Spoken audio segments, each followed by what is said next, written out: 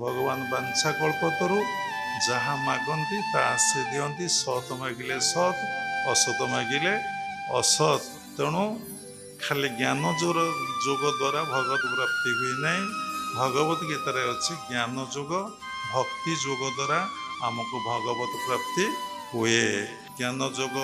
Thai जदि भक्ति जोग ना से ज्ञान जोगटा भूल हो जाए जदि भक्ति जोग थाई ज्ञान जोग न थाए से भक्ति जोगटा भूल कर्म करी भबु हेबी पार कहे कमलार बर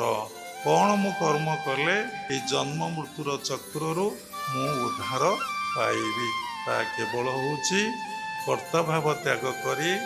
आपण क्रिया जुग को जदि निष्ठार सहित अभ्यास करेंगे भावर सहित अभ्यास करेंगे भक्तिर सहित आपण अभ्यास करेंगे आपण जन्म मृत्यु चक्रु उद्धार पाइबे।